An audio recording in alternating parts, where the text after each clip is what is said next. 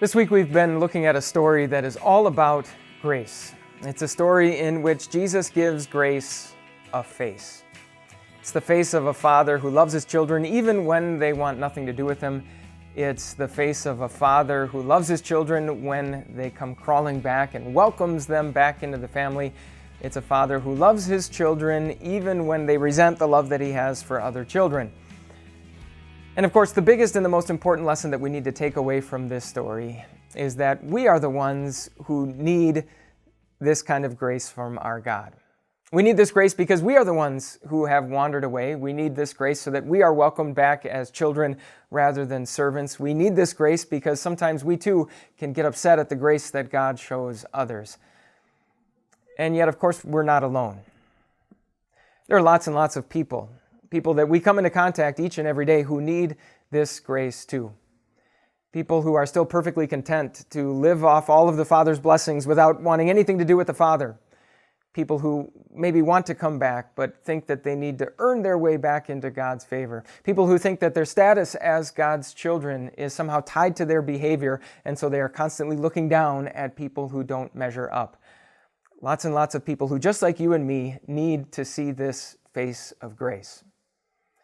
And yet, believe it or not, long before we might ever have an opportunity to tell them about God's grace, the face of grace that they might have an opportunity to look into will be ours.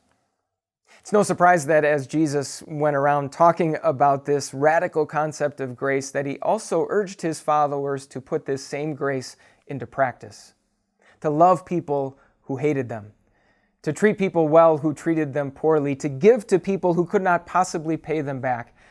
And aside from this just being a natural response to the grace that God shows us, Jesus also talked about one incredible blessing that would also result. He said, "Love your enemies, do good to them, and lend to them without expecting to get anything back. Then your reward will be great, and you will be children of the Most High." You probably know that very often you can look at a child and sort of figure out who his parents are.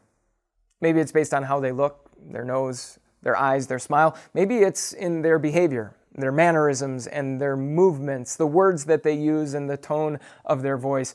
Well, Jesus says that in the very same way as we show grace to others, we are, at least in some small part, bearing a family resemblance to our Father in heaven. We are showing ourselves to be His children.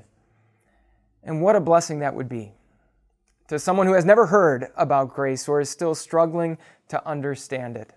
That they would come into contact with us, that they would see our behavior, and they would get a glimpse of what our Father in heaven is like.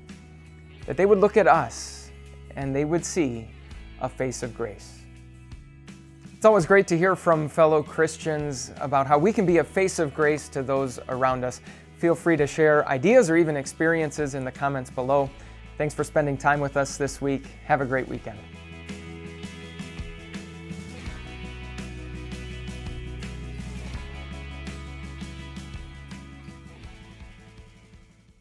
Thanks for watching. It's truly a joy to bring you these messages from God's Word. If you want to make sure that you don't miss out on any of these videos, just click on this button to subscribe to our YouTube channel.